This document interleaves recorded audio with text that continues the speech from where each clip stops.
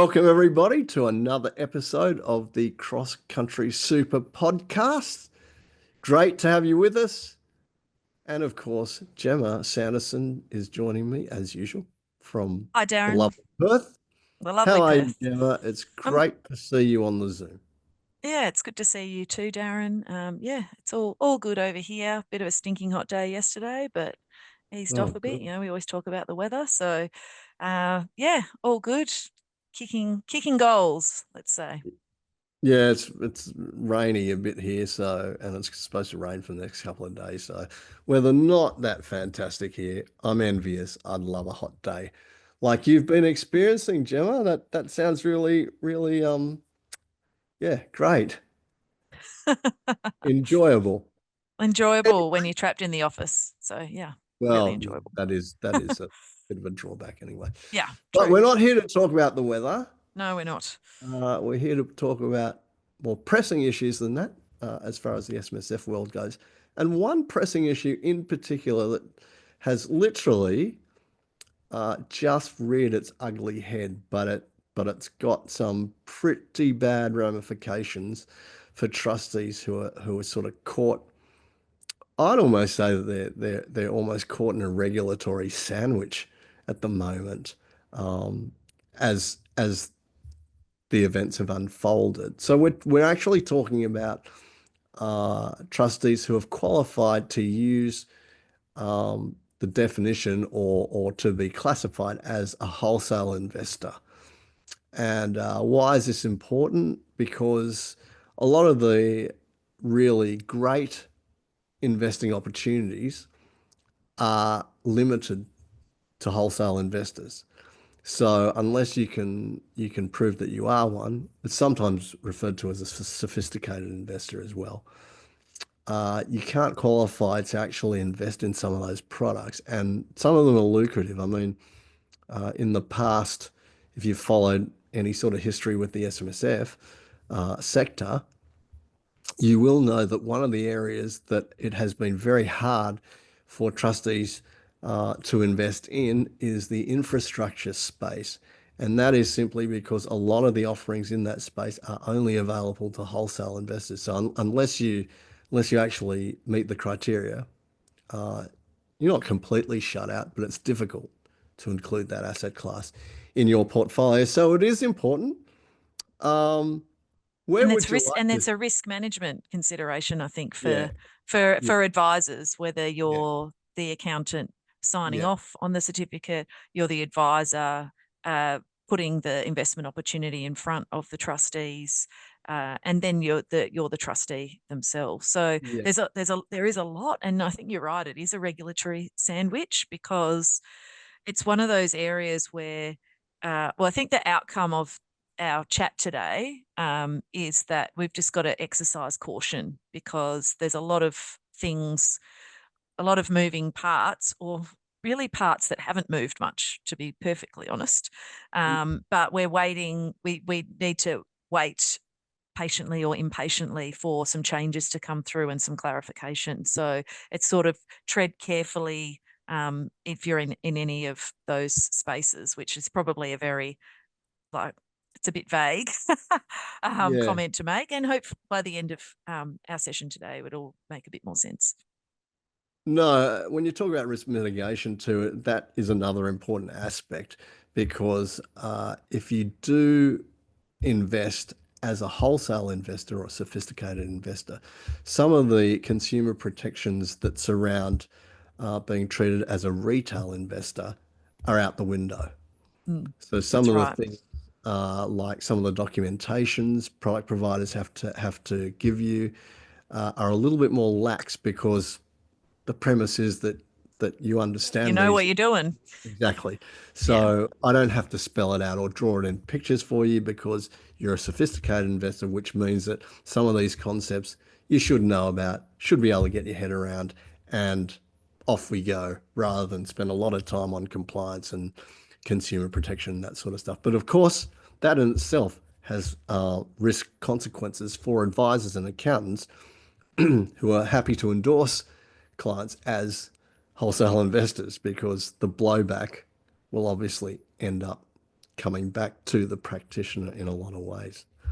And I So think where that would you? one of the things with that, sorry to interrupt, Darin, is that uh, many financial advisory practices, some of the investments that they are recommending to their clients require, like you indicated earlier, that infrastructure asset class. There's plenty of other offerings out there that are only available to sophisticated investors. And the advisors, from their own business perspective, that's their preference to offer those sorts of investments because from in terms of having to the red tape and the compliance requirements, it's an information memorandum rather than a product disclosure statement. And those product disclosure statements, which nobody reads, they're like that much rather than perhaps that much. And so there's a benefit there to the financial advisory business to only have to provide advice to the sophisticated investors. And that's a cost of doing business as well. So if depending on how things shift with this, and again, it's a bit of a watch this space, it might need to change the way that financial advisors provide that advice. And then if they have to do more to for their clients before their clients say, yep, go ahead, invest me in whatever that happens to be, then that's going to come with an extra cost, extra time involved, extra cost for the client. And then what does that look like in passing on that cost, extra cost for the client themselves? So it's, but then back to, well, is the person actually sophisticated? And I think that's one of the bigger areas that, like, they haven't changed those thresholds since 2001. So that's, a real Uh, consideration. yeah. So where this comes about is we're actually talking about the Corporations Act, Yes. which is the piece of legislation which defines the thresholds for whether or not you're a wholesale or a retail investor. And there are several criteria which are laid out, which, if you satisfy this, you can be considered a wholesale investor. And there's one which is whether or not you meet the $10 million threshold for net assets, which is the higher parameter that you have to meet. And of course, then there's a lower one where it's a $2.5 million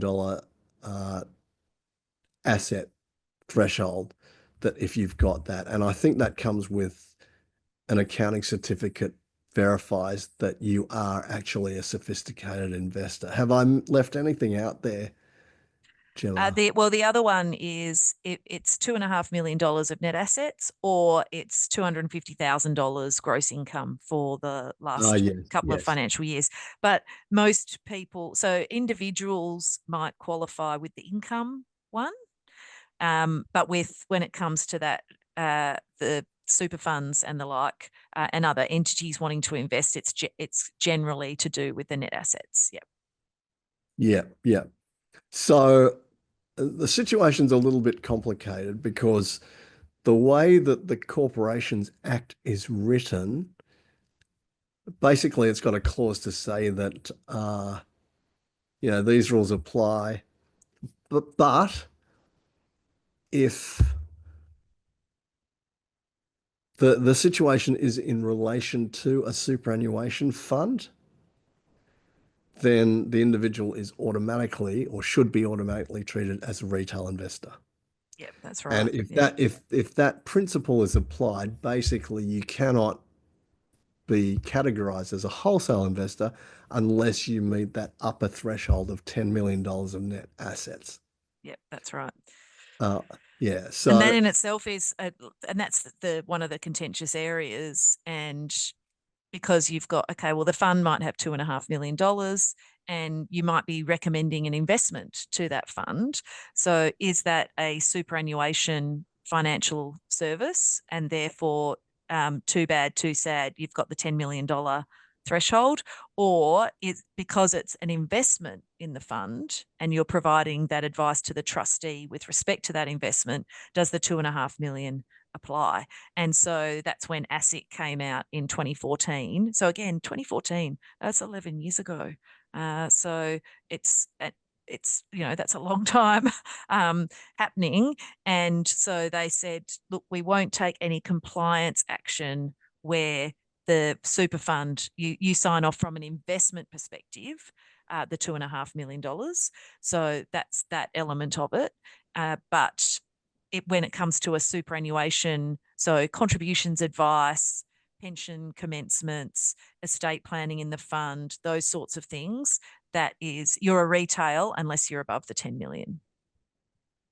Yeah, and it's a really important point to make, Gemma, because uh, I think if you're talking about hard and fast rules, they're great. We can all accept those. We work within those boundaries, and there's no argument because hard and fast, black and white, yes or no, pretty simple. Yep. But ASIC coming out in 2014, making that statement, pretty much saying that, well, you probably shouldn't be using that $2.5 million lower threshold, but you know what? We'll just turn a bit of a blind eye to it. We won't allocate any compliance resources to it. We're not going to prosecute any cases. So that's fine. And of course, if the regulator says that, then the sector views that as a green light. Yeah. It's like, well, Although in okay. their announcement, they did say that everyone should, exercise their own professional judgment and take their own look at their own risk management. Do you sign off on Darin's certificate uh, because he's met the net asset test, or do you not because you're like, Darin can't even spell term deposit, so should we really be issuing this certificate just because he's got the net assets? And the other thing with that has always, I think, been a concern for a lot in the industry. So what invariably happens is the fund has a financial advisor, and the financial advisor says, okay, okay, fund, okay, Jemma, we've got this. You've got your fund. We want you to be able to recommend all these really good investments, but you need to be a sophisticated investor. And we think you are because you've got your house and you've got other assets and you're super. So, like, you get your accountant to sign this. And they send a document to the accountant. I need this signed by you for the financial advisor. And then the accountant's like, oh, okay, hang on a sec. I've got to assess, do you meet all the tests, and how? And the other thing with that is, so let's say you own your home with your spouse and then you've got a super fund, and that's pretty much it. Now, if you've got a joint super fund and it's not got the 2.5 million, then you can't sign off on the fund itself being sophisticated. But if the way the tests work is, if you control an entity, then if you personally are eligible, then you can assign pretty much that status across to an entity that you control. Also, if you control that entity, you can include the net asset value or the gross income of that entity in your own test. So the challenge with that has been, so I've got a self-managed fund with my husband, and we both have to be directors. That's a requirement. So we're both directors of the fund. Say my account is 80% of the assets in the fund and his is 20. Can I attribute 80% of those assets to my test? Do I really control that entity if it's got joint control? Those sorts of things. So can I include in my test either the full value of the super fund, if I control it, or my membership interest to then, so it's that. And then if I meet the test, because I've got my house and I might have other assets, if I then meet the test, do I control that entity that I can apply that test to it? So it's the back and forth from that perspective. And in recent times, that's been a real challenge to sort of grapple with different views about in a joint fund. So we had someone provide us with an opinion saying, look, if I had met preservation age, then I could include my member account in my test. But if I hadn't met preservation age, I can't, unless I'm a sole member, sole director of that account, of that fund. So you can see, but it's contentious because it hasn't been tested. And so there's that element. And I know in discussions with more and more accountants in recent times, they've been very reluctant to sign off on the certificates because they're like, oh, well, back to my point earlier, Darin can't even spell term deposit. So he can't, like, I can't sign off that he's sophisticated just because he's got the assets. That's not enough. But it's also been, and I know I'm going all over the place here. One of the other options that you've got, so you've got this wealth test, 2.5 million net assets, 250,000 gross income. That's the one most people are looking at. The $10 million is a different sort of kettle. Well, it's not, but less often applied. So that's what you're looking at. But there is another test, which is that the financial services provider can sit down and say, right, Darin, are you sophisticated, and tick off on all the criteria. But I suspect that a lot of licensees don't really want someone making that judgment. And so they go, look, we're not taking that risk. So we'll push it to where those wealth tests are. Someone can sign off on that. It's prescripted in the legislation, and therefore the risk is shifted a little bit across to the person signing off on that certificate. Yeah, I think you raise a really good point, and maybe there's a fundamental flaw with the way we look at this to start with, and language can actually be quite powerful in these situations. By the way, I just want to put on the record that I do know how to spell term deposit. And Sorry, even if I Darin, throwing you do, under the bus there, throwing you under yeah, the I bus. know, but I can't spell a lot of stuff, but I can spell those two words. Anyway, maybe it shouldn't be a dual reference because I mean, wholesale investor really is referring to really the thresholds you meet with things like minimum investment amount and that sort of stuff. Whereas sophisticated investor is actually a completely different concept. So yeah, great. I might have all of the other criteria to meet, or can you meet the minimum investment amount, blah, blah, blah, blah, blah, which is obviously defining the wholesale space, not necessarily Which in we this. didn't clarify earlier. So Yeah, so which apologies for that. So that's that five but hundred thousand dollar single investment gets you yeah, gets you which there. is okay, but that's actually an investment criteria. But Mm, really, we're more talking about because of the consumer protection element. Sophisticated investor is a completely separate concept to that. Again, if I couldn't spell term deposit, then that's got absolutely nothing to do with whether or not I can meet the investment thresholds to be mm, able to participate in any of the products that are being offered as a wholesale product and in the wholesale market. The two are completely divorced, mm. but we refer to them joined at the Yeah. hip. And maybe that's already an issue. And even when we talk about this, when discussions are being raised about this issue right now, we still refer to it as the wholesale investor issue. No Yeah. one Or really refers sophisticated to, investor issue. They're yeah, used interchangeably. Yeah. yeah, but less so sophisticated investor. No one, that's not as common a term as the wholesale investor, which is to me that conflates two sort of separate issues, and maybe that's one of the things that's causing a little bit of confusion here. Now, some of you might be listening to this and scratching your head to say that, all right, well, you've defined the parameters. So what's the big deal? It's a Like, big deal. Yeah. ASIC's put out its position. If things are consistent, no harm, no foul. Let's just move forward and off we go. But ASIC's view on that, so ASIC's saying, and I've interrupted you again, I do that a lot, that in 2014 saying we won't take any compliance action, but that doesn't stop the client from saying, hang on, I lost money.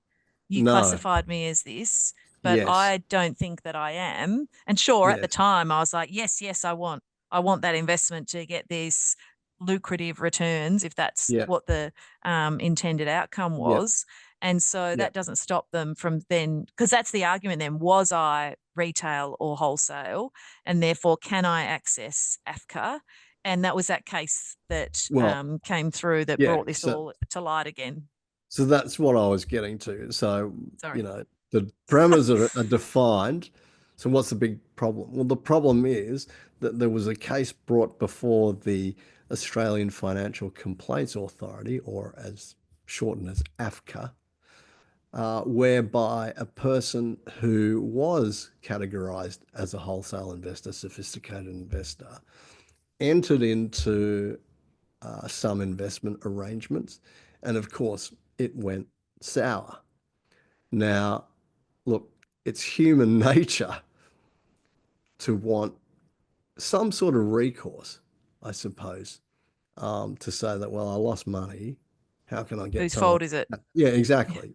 Um, it's terrible to apportion blame, but that is something that it's a knee-jerk reaction. Very few people would just stick up their hands and say, "Oh no, that was my fault." Now, this person was judged to be a sophisticated investor went into this investment opportunity with their eyes wide open.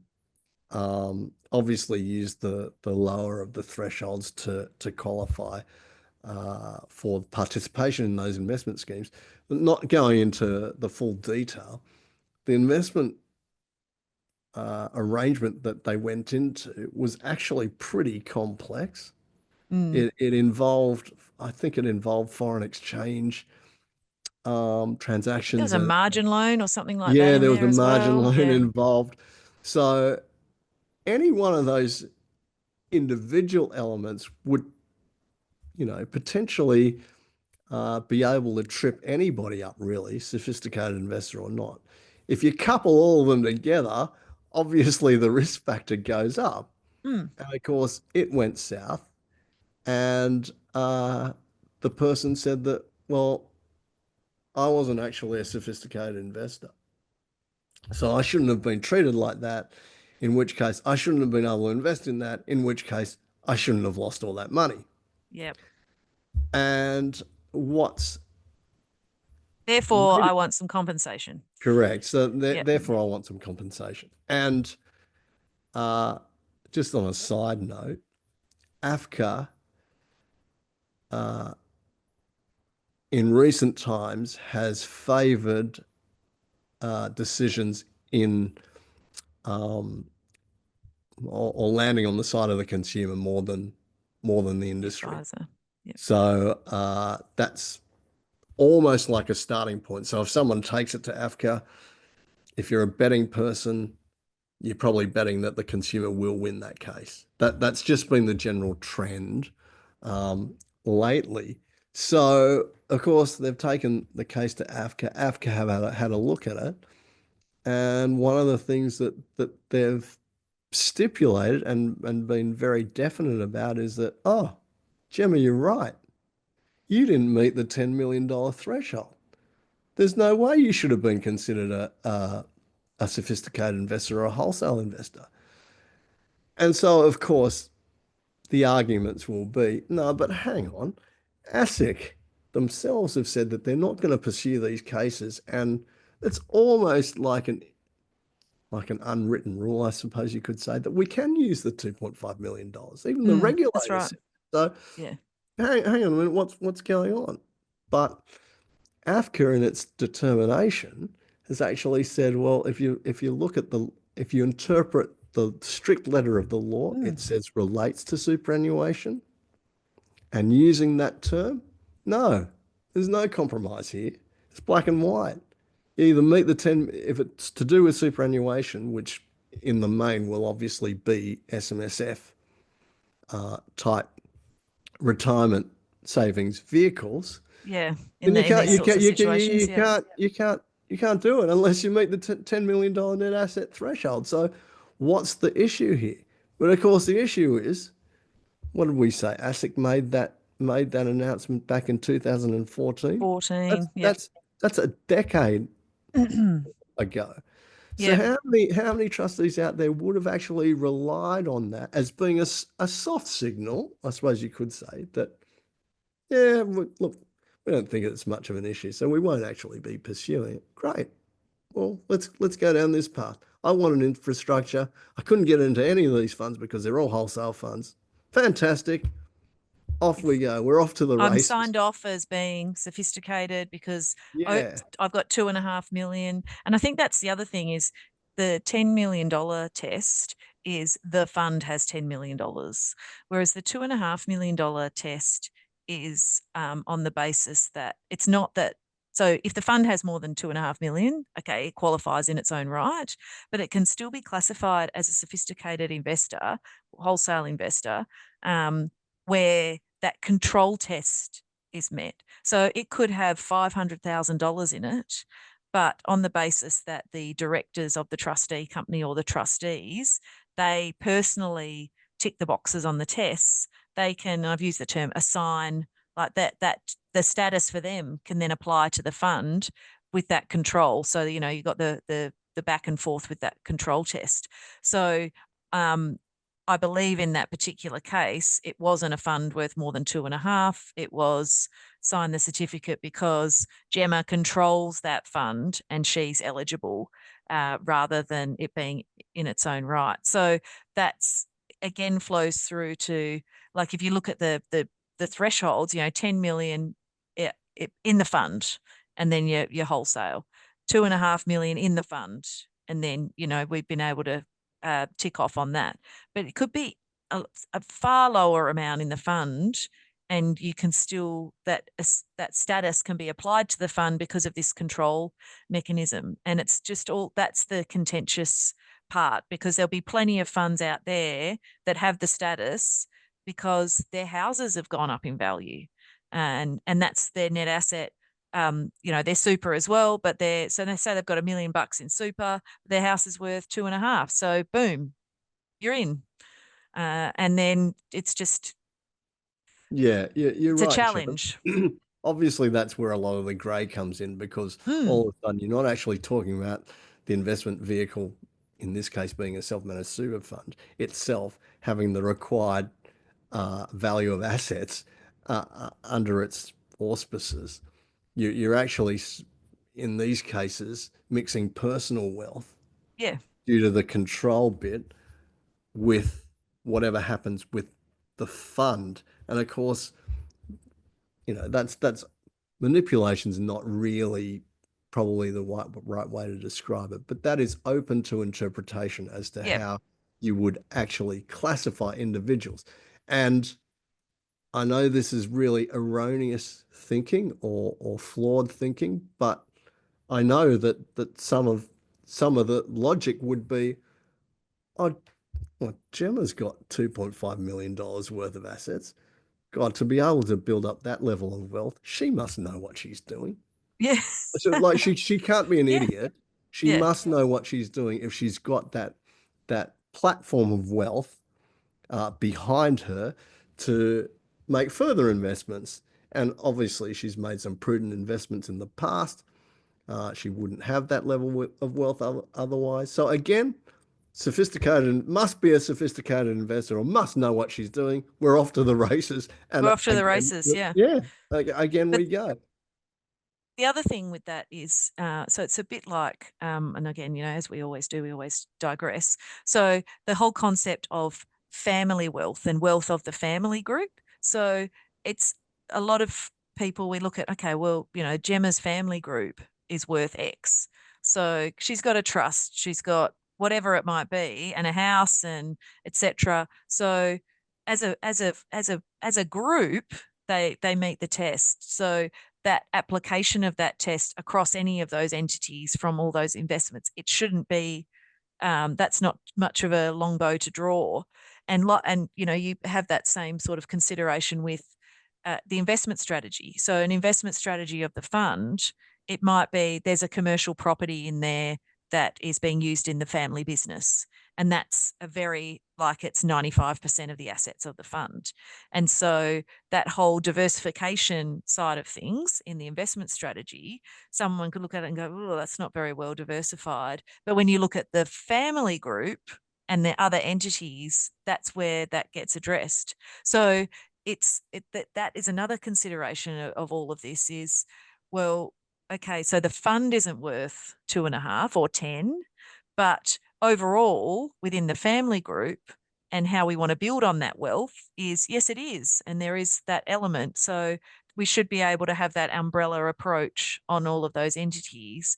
But I think the challenge with all of that is that threshold appropriate anymore, seeing as it hasn't been updated for 24 years, so 2001. So that's the 2.5 million and the 250,000. And as a result of that not being indexed or increased, then a lot of people would be falling into that with just uh, property values of their homes and things. And so, is that still an appropriate test with those thresholds? And so, because of those thresholds staying the same and everyone's sort of wealth going up just with inflationary and all those sorts of things, it probably has led to more and more people getting access to some of these investments, or the way that those investments are structured within a sort of wholesale realm, because then you can, like, there's more people more widely around who can invest in them. So it has led to, just I think, perhaps a change in the way that investment products are pulled together and offered out to the investment community as well. Yeah, no, you raise a really good point. I mean, without going into the nuts and bolts of it, and of course, this is pretty much what gives us content for this podcast. Yeah. How much change has happened in the superannuation sector since Oh 2001? yeah. You know, I Yep. mean, how much has changed from the start of 2004 to now, March 2020, sorry, 2024 2000. to 2025? A lot Yeah, already, a lot. a lot of Yeah. contentious issues. So, So sure. I started in practice in 2001, and it hasn't increased. So that's showing that I've how old I am. Um, but and so I just find that unbelievable, to be Well, perfectly yeah, I honest. mean, it's ridiculous, and this part of the act needs to be revised. I mean, it Mm, can't be revised soon enough right now. The reason why I say that, I said originally that trustees are potentially being caught in a regulatory sandwich, is because AFCA's come out and made this determination, and yet they've relied on ASIC's um, attitude towards guidance. this, Yeah. yeah, I guidance think towards attitude's probably the way to go. Yep. their compliance uh, resources and approach in this area. So if you've relied on the guidance from ASIC to go down this path, and now AFCA has said that no, we're landing hard on this, then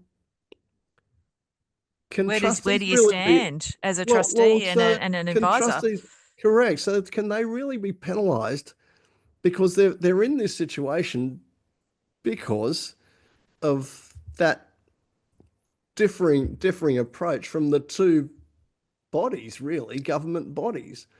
One obviously stemming back to 2014, and one being a recent case, a determination in 2024. But really, it's the way that it's not even the interpretation, but it's the way that people have gone, or the two different bodies have gone about how to apply the Corporations Act as far as this goes. But so should trustees be penalised because there's a not meeting of the minds Yeah. of these two, government Yeah. bodies? Well, I To think me, the other that thing with seems all of this is you've got obviously the AFCA. ASIC is the regulator of the industry. AFCA hears the complaints, but there's been ongoing lobbying for some time. So obviously, ASIC to come out with that guidance note, there would have been enough questions. Where do I see it? How do I sign off on this? What does it look like, etc.? Because they're the regulator. They don't draft legislation. So that's the next step up. Is okay. Well, this is a legislative change that's required to either index the thresholds, increase the thresholds, provide certainty and less contentiousness, or when can you sign off? is it a licensee that needs to sign off and not the accountant? All of those sorts of things. And the AFCA submission to do with all of this sort of stuff, they've basically said the thresholds are way too low. Anything to do with super, your retail, the 10 million is where it's sort of at. And those net asset thresholds, that should exclude super. So I thought that was also interesting because a lot of people, aside from their family home, super is their next biggest asset or even worth more than their family home. So it'll be interesting. And this is where we're also stuck in that regulatory sandwich a bit because AFCA have their view on it, which they've done a submission. ASIC hasn't changed their view on since 2014. They've sort of said, look, no compliance resources. Then we've got some complaints that have happened in between. But overarching, we probably do need uh, some legislative change to really clarify all of that for ultimate consumer protection. Yeah, 100%. And on a good news note or more positive development about this, this was discussed at the recent Mm, SMSF Association National Conference, and they have said that they are urgently pushing mm. for a legislative amendment to address this issue because seriously, if you're a trustee who is caught up in all of this and has used that lower threshold to qualify to become a wholesale investor, what do you do? I mean, Oh, like, that's right. what action do you take? You're obviously not going to want to jump at shadows because if something changes and you don't need to necessarily change what you've done in the past, but something applies moving forward, then obviously you're not going to want to do anything. I don't know whether or not you call that grandfathering or whatever of the arrangements that are existing now.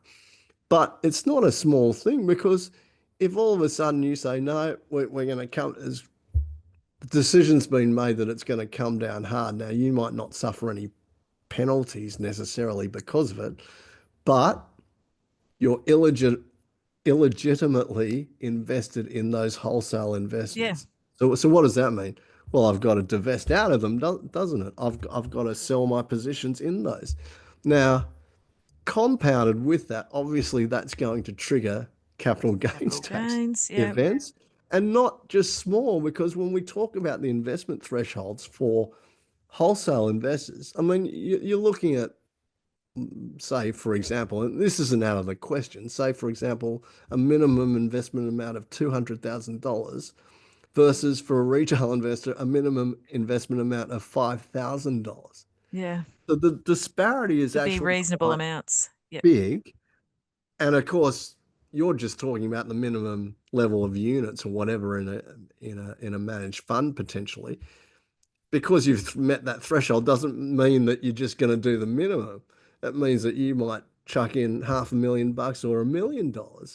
So all of a sudden, like they're very material amounts if they're going to trigger a CGT event. I Like the think that tax. I feel like there's a couple of elements here. One is you're the trustee and you've got investments in particular sort of unit trusts or managed schemes where in order to get access to that you had to get this certificate, right?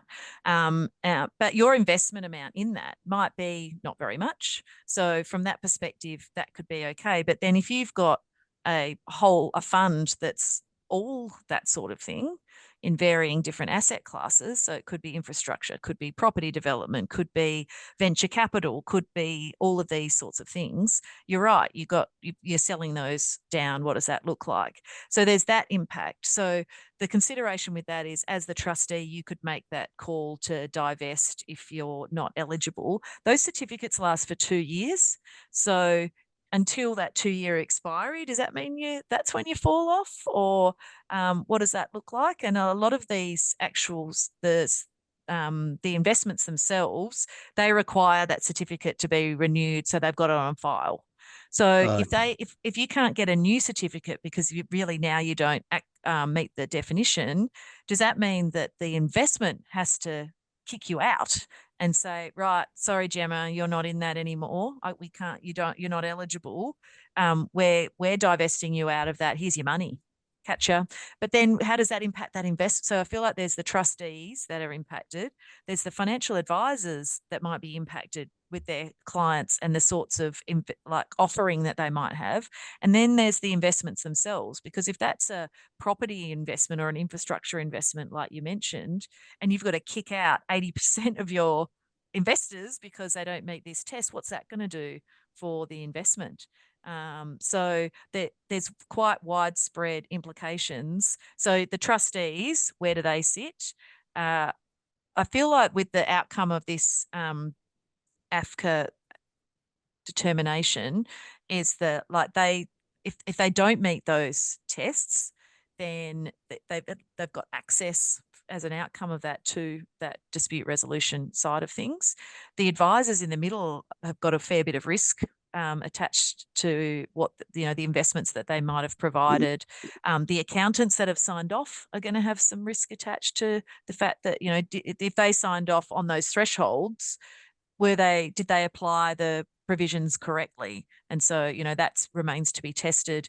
It's more so again in this determination, it was more you weren't sophisticated because the 2.5 million, like you didn't really satisfy that, and then you didn't really understand the nature of the investment. So again, it's just so the grey area there, but also I see the impact on the investments themselves. So are they going to have to sell off a property development or whatever that might look like in order to pay out all of these amounts? Are they going to have to borrow in order to pay out? So I feel like it's got quite a wide reaching implications. And that's just for the existing investments that people might have.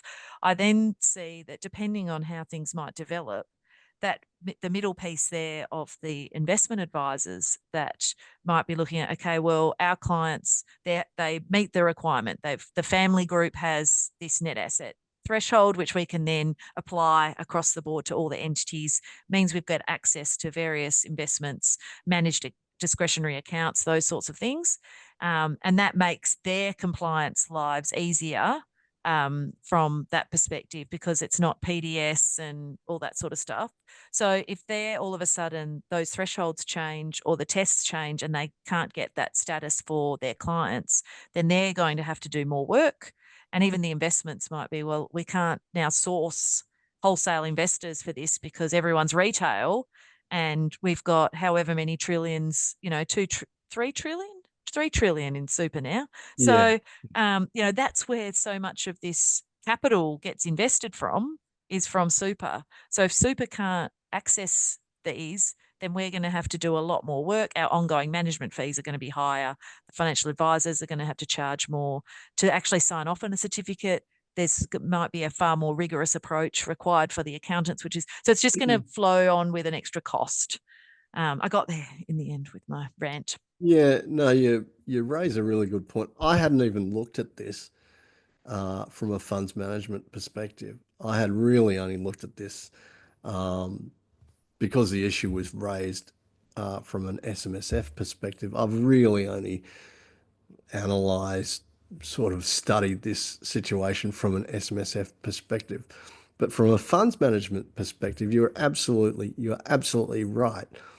If you're talking about, and I know we've used this example quite a bit because I raised it, but say, for example, an infrastructure fund is probably a good case study to use on this. We all know that infrastructure assets are like airports and toll Mm. roads and that sort of thing. If you're a manager and you're invested in projects like that, you can't, it's not like shares. You can't turn around and say that, oh, well, okay, well, I'm just going to divest my holding in Sydney Airport. In that airport. Yeah.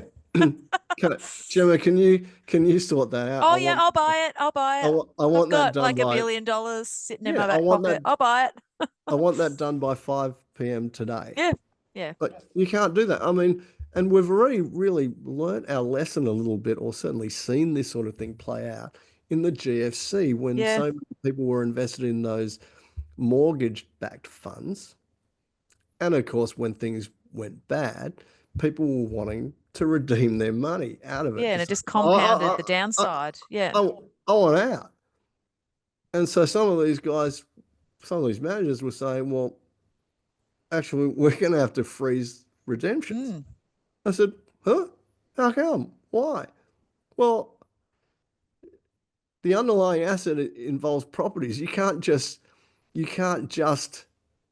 offload properties at the click of a finger. That takes a yeah. little bit of time. And we don't have enough liquidity to honor all of the redemptions that you're putting in. So But if redemptions it's a if were, it's a forced redemption because of the legislation, then then that's what going to do you be really so, interesting. so what do you do? Yeah, I mean, that's right. seriously, what do you do if you're the manager? What do you do? How do I get my portfolio in line with doing this? And not only that, it then obviously has implications for the asset itself, the Yep. underlying asset itself. Well, who's to say? Well, I'm Sydney Airports. I didn't want I didn't want the ownership to change here. Yeah.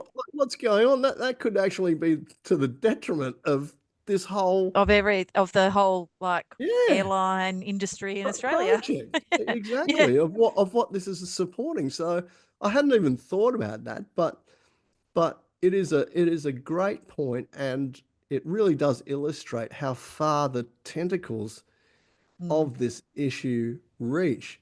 And I do actually hope, again, I know that the SMSF Association, good on them. They're on this, they're on the case, they're looking to find a resolution. But on a more macro scale, I hope anybody who's reviewing this legislation actually does understand that, well, it's not just SMSF trustees who are in mm, this hole.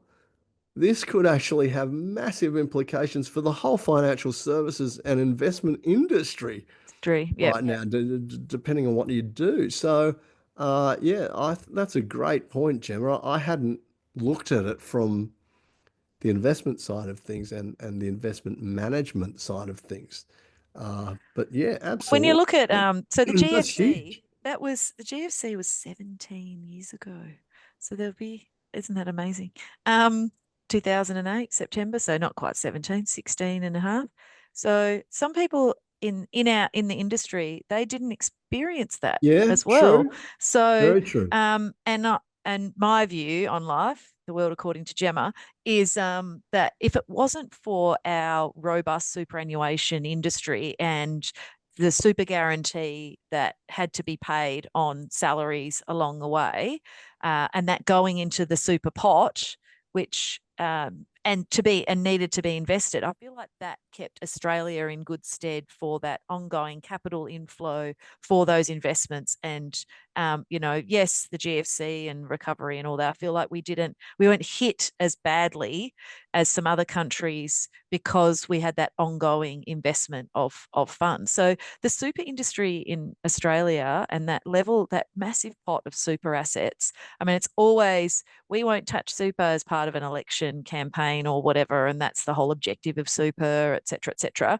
But it's always so tempting. Oh, there's $3 trillion in there. How do we tap into it? Do we impose a compulsory investment in infrastructure? Do we impose a compulsory da da da? Do we slap an extra tax on it for more than $3 million in assets? Although, so it's so tempting to attack it because it's such a massive amount of capital. But then it's really important that we preserve it as much as we can, because if that's not there, that's there to provide and keep people off the public purse as much as possible from an age pension perspective. So you've got to be really careful that wider reaching those implications, I think. So it's going to be a fascinating um, outcome because of how that all might flow through. So anyway, just get on my high horse. No, no, of course. The politicians in Canberra can't keep their grubby hands off No, but I because get it. you're There's right. $3 trillion Yeah, sitting in there, and a because trillion it's of such that a is big in pool. SMSFs. It's a But huge because it pool of money. and it's like, well, you see that over there. Well, why can't we start using it? But of Yeah. course, the number one factor here is It's not the government's money, it's our No, money. it's our money. It's Yep. our money.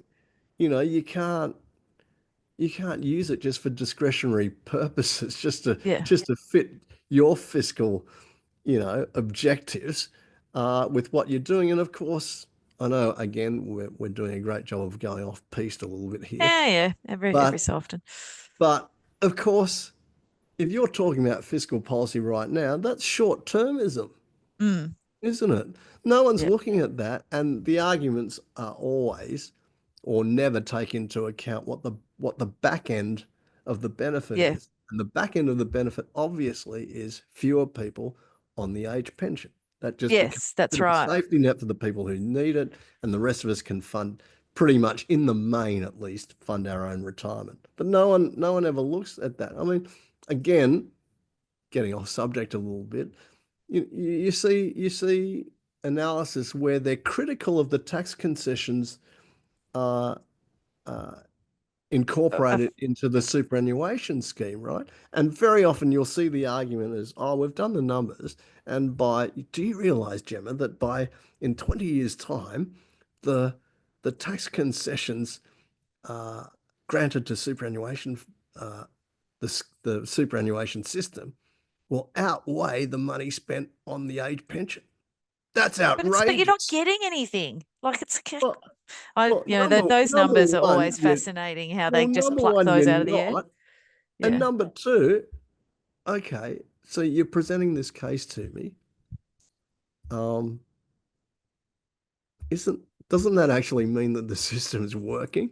Yeah, that's right. I mean, you've actually just argued the case against what you're arguing. You've But just it, yeah. it, it doesn't stop Anyway. those arguments from happening, which is extremely frustrating because to me it's like anybody who puts those cases forward don't actually understand what the ultimate goal is supposed to be. But Why again, super was set up in the first place. yeah, Yeah. but again, And this the thing, focus on short-termism is yeah. ridiculous. So I think, if we go back to topic, so I mean, there's this wider implications if something changes or is confirmed or whatever that looks like. And you mentioned it earlier, is there a grandfathering period where exists if you're no longer eligible, existing investments, it's just in their natural course, things happen.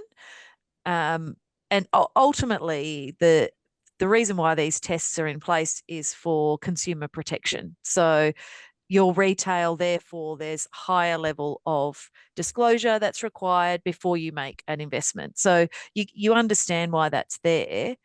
It's just trying to find that right balance between, look, a lot of people that have a self-managed fund, and if a self-managed fund does have that level of assets or whatever that level might be, then it is highly likely, to your point earlier, that that person has done quite well and made some good decisions, so they sort of hopefully know what they're doing, and therefore, like, is there a bridge somewhere that can lead to that? So it's again, it's a watch this space. And as I said right at the start, an expression of a bit of caution for, well, trustees. Are you really sophisticated?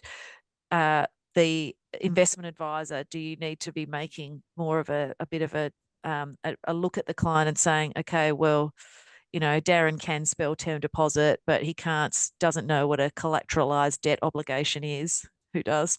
Nobody. Um, so does does he understand that we might have a certificate that signs off, and the fund's got more than 2.5 million, but really, does Darin understand how that might work, or the implications of going into an investment that's got a higher risk, blah blah blah, all that sort of stuff. So, but then I feel like the flow on effect to a lot of this is more work for the industry, either time you've got to spend educating your clients, time you've got to spend, are you eligible for the tests at the current point in time because we've got this contentiousness, all those sorts of things. Well, more work for the industry, but you raised this almost right at the start of this podcast, is the level of risk that practitioners have opened themselves to on Mm, this now, because how did this situation come about? Some person who is disgruntled with the Yes. investment scheme that they got into because they were considered a wholesale investor, lost their money, and then took the complaint to AFCA to say that, well, I got to blame somebody and get some of this back. So I'm taking it to them. You can rest assured trustees are not going to stick their hands up to say, oh, so sad, too bad. Yeah, yeah, it was my fault. And, Yeah. don't. No way. Yeah. It'll be like, hey, hang on, I lost this money, and it was a significant amount of money, and if I have to divest now, and it's going to trigger CGT events or whatever else I'm facing in terms of maybe some of the consequences, I'm going to want to blame somebody. It's not my fault. It's, And they I want the return, but it's not my fault if it goes bad because it was yep, a high risk consideration. And I actually, in that AFCA determination, I believe there was the whole sort of the contributory side of things for the consumer. So it wasn't just right, the financial advisors on the hook for the whole compensation. There was the comment saying, well, you didn't dispute that you were sophisticated. yeah, You went into it from that perspective. And so, therefore, it's not entirely, you've got to take some responsibility yourself. And I guess the other thing with all of this is, we live in a much higher litigious society. So, that responsibility side of things, who is responsible? And if you do lose a lot of money, is it, it's not my fault, it's their fault? Uh, are they on the hook? Can I get, some compensation? And then all of that then flows. I'm just, put my business hat on, which is you're a financial advisory business or you're an accounting practice and you've signed off on a certificate. Who, if you've got PI cover, does your PI yeah, cover that? Will the insurance premiums go through the roof because there's an added risk there? So yep. it just steps back to from that perspective. And again, I think that will flow through to maybe people will be a bit more risk averse on saying, yep, Darin, you're sophisticated, you can invest in this because of that PI side of things, Yeah, taking on all of those bits and pieces. So maybe it's like, look, we've got to do a bit more work because you are retail because we're advising your fund. That's how it yeah, is. You can't be sophisticated because it's with super, but that's going to cost more. And yeah. so, you've got it's already the wider implications of all this. Again, going off piste a bit again, is the statistics are less people are joining the financial advisory industry as advisors, but the demand for it is higher. And so, if we're then increasing the compliance requirements for those advisors, then that's going to be less clients they can service. So we need more advisors, and we're already getting less joining the industry and more anyway. So again, I think of like those wider implications. Um, so yeah. No, Anyway, it's a difficult one. I mean, yeah. obviously the conclusion to draw is there will be fallout for advisors and Mm, accountants in this, depending on how it plays out. It's obviously going to change the way that you approach your delivery of advice to clients from this point onwards, because mm, as you say, Gemma, it would be foolish not to exercise a greater deal of caution. yeah. And yeah, I think that if there's anything guaranteed, if people lose money out of this or are faced with a massive tax liability or whatever, they'll be coming after the Heads will accountant. roll. Yeah, and they'll be coming after the accountant or the advisor. It'll be Yeah. like, hang on, Gemma, you know, when we spoke about this, what about these things? We didn't, were these under considerations? No, no, no, no. I'm going to AFCA. Yeah. And what if you're in the right, Gemma? And of course, I would have no doubt that you would be. But that's time and effort spent. Oh, Yep. I've got to file this paperwork. I've got this complaint with AFCA. I've got to file this paperwork. I've got to get all this stuff together to try and prosecute my case that I didn't do anything wrong. That Yep. takes time. That takes money. And of course, there's an opportunity cost there with the more time I spend on that, the less I have on servicing my other clients Servicing my in my clients. business book. So there Also, you've got AFCA resources stretched because if a lot of people are, oh, well, I've got access to AFCA now, I will take I will Yeah. complain through that avenue. So then all of a sudden, AFCA, which is probably already overwhelmed with matters, they might get more and more coming through. Now, obviously, the whole point is that there's dispute resolution before someone ultimately takes it to AFCA. But I can, are we just going to be clogging a system that is already stretched as it is? So that all of this goes to show how important it is, as the SMSF Association has been lobbying for many years, to be honest, is that we need this to be looked at um, but with a lot more urgency to land on what a position might be, because there are much wider reaching implications. Well, just one sort of last contentious point that I know has been raised Yes. in some of Oh, these discussions is that this is an AFCA, this is a complaints authority determination. It's not a court of law. It's that's right. not it's not case law where it sets a precedent, from this point onwards as to how a situation like this would be handled by the courts. So I know that there's some sort of uh, discontent, I suppose you could say, to say that, well, how can a complaints authority determination create this sort of chaos? Yeah. It's not even been tested in the courts. It's not a court case. So how can a complaints authority determination actually set a precedent for the way the rest of the sector should operate from here on in? I don't have the answer to that question, but I Mm. know that that objection has been raised. Yeah, that's As right. in, well, what's the process here? How does this all work? How does it fit together?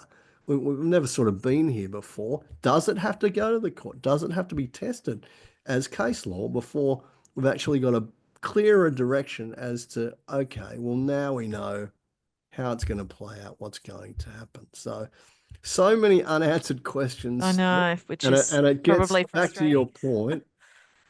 It's just to watch this space. Watch this space, but with caution in your own practices, I think is really the learnings here. Hopefully, we can get some more clarity on it all sooner rather than later.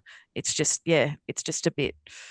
But I'm risk averse as it is, so I think that's where I would land on that. But it's a challenge for across the board because people want access to particular investments. And if we say we can't sign off on a certificate, as an example, then the client can get quite upset and say, well, ugh, why not? Blah. It's like, well, there's legal anyway, all of that sort of stuff.